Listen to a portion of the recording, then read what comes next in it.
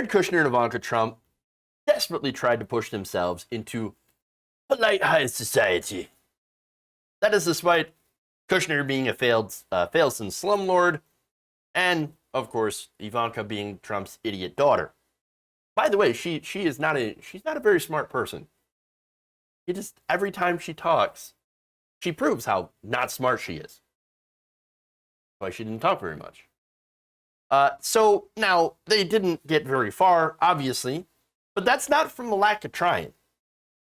Now there's an excerpt here from a forthcoming book, I'll Take Your Questions Now, by Melania Trump's former chief of staff and former White House press secretary, Stephanie Grisham, that reveals that Trump's daughter and son-in-law had been trying to muscle their way into a royal meeting with Queen Elizabeth II during a presidential visit.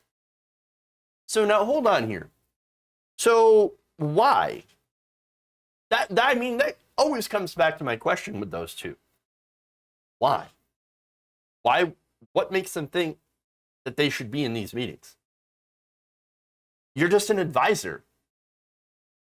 Your advisors apparently not even on the payroll, and you bring nothing to the table.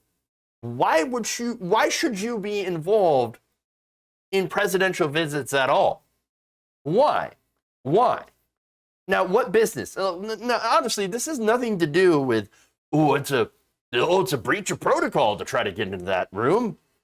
Oh, you're not cleared to see the Queen, and you're trying to get in anyway. Oh, that is very impolite. I must say, seriously. No, I don't really care. That's not really my issue. No, my problem with them has always been the fact that they have absolutely nothing to contribute. Nothing. They're just wastes of space. Nothing. So now, funny enough, they didn't get their chance, and that's good. They were actually shut out when they wouldn't fit into the helicopter. Oh, good. Oh, how sad. Oh, man. And they would have had they gotten the chance. But of course, the question is, why? Or I guess the other question is, why would they want to? Or maybe why wouldn't they want to? Now, according to Grisham, she thinks she found the answer. She said Jared and Ivanka thought they were the royal family of the United States. So how about hells to the no? So let me be clear. If you've watched this show for a while, you would know that I hate dynasties. I don't like dynasties. I don't like monarchies. I don't like oligarchies or polite society, cocktail circuits, any of that stuff. No, I'm not at all interested. No. Donald Trump, not a king. Presidents are not kings. Okay. Ivanka Trump sure ain't no princess. Funny enough, though, that was her nickname, apparently. Grisham wrote that the First Lady and the White House staff often would call Ivanka the princess and would regularly invoke my father. Oh, what does that sound like? Do you know who my father is? Meghan McCain? Oh, my father. And now Ivanka must have been watching too much View or The View, and oh yeah, that really works for Meghan. Oh, maybe it'll work for me. My father. Oh, my father's president. You know that? My father's president. Donald Trump. No, what's even better, and by the way, she would do this in work meetings. Ridiculous, right? But I think I like Kushner's nickname better. You know what they called him? The Slim Reaper. So that's what makes me feel, because you could say, oh no, she's the princess. Ivanka's the princess, and so we mean that very, very earnestly because she's very, very royal. She's a royalty. No, doesn't mean it that way. Because when you look at Kushner's nickname, Slim Reaper, nah. Oh, how much did the staff hate them? How much? Oh, they hated them so much. I mean, again, if you go to some of the earlier reports of how everybody would make fun, like all the staffers making fun of Jared, making fun of Ivanka, making fun of Trump behind the scenes, you know, they were just despised. And it's hilarious. So they called him Slim Reaper for a reason. Apparently, he had a habit of inserting himself into other people's projects or business, making a mess because he's incompetent, and then leaving the people originally working on the project to take the blame for his mess ups. I remember another article where they essentially pointed out how Jared Kushner is basically a young Donald Trump, but maybe dumber. If you can believe that. Because I think that Donald Trump, yes, has always been pretty dumb, but then there's some advanced mental illness in there somewhere. You take away the mental illness, they're still dumb. And that's Jared Kushner.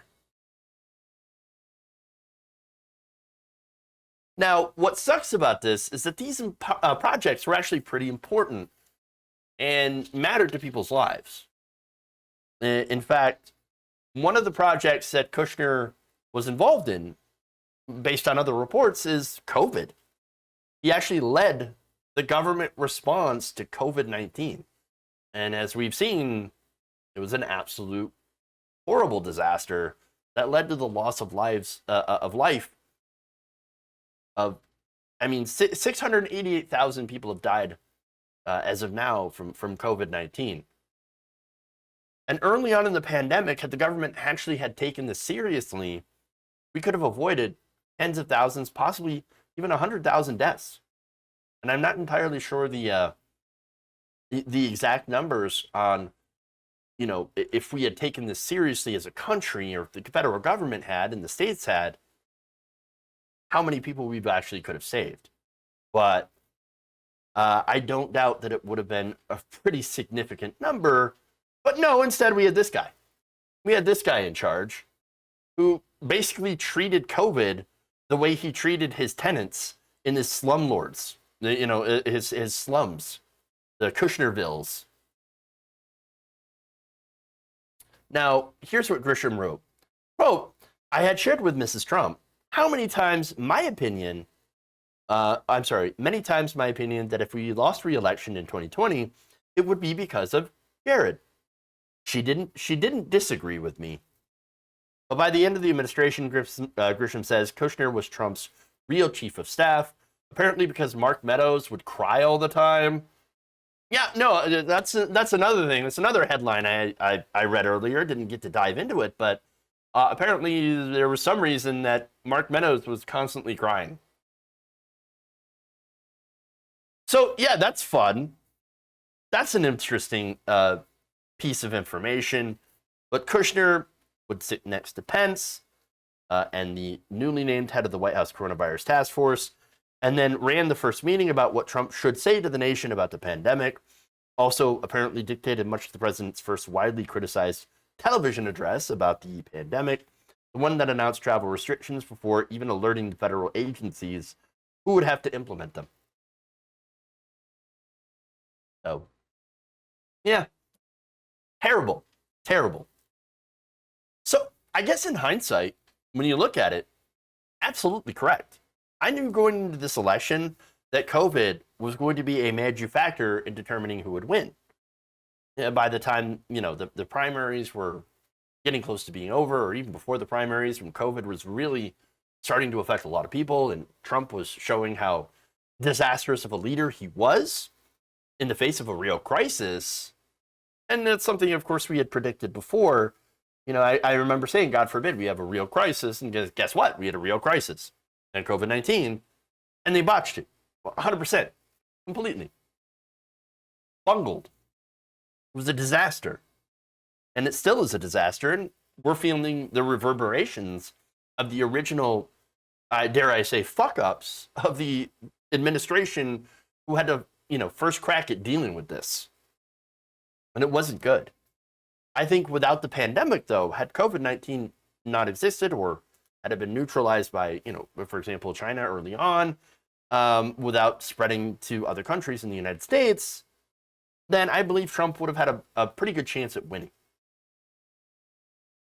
But Kushner gave such terrible advice to Trump because he was a moron.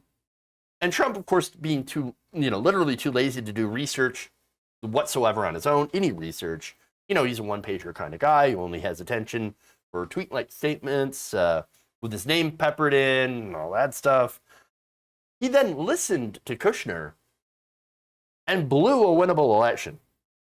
Again, handling COVID like handling a tenant problem, which would be basically ignoring it. And then trying to sue his way into getting extra money. These people think that they're so smart.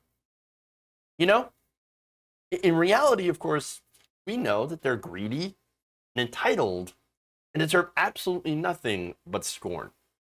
If you enjoyed this video, please give us a like and share with your friends. You can subscribe and help out the channel by becoming a patron. It's patreon.com/Jeff Waldorf, or you can become a channel member as well by hitting the join button below.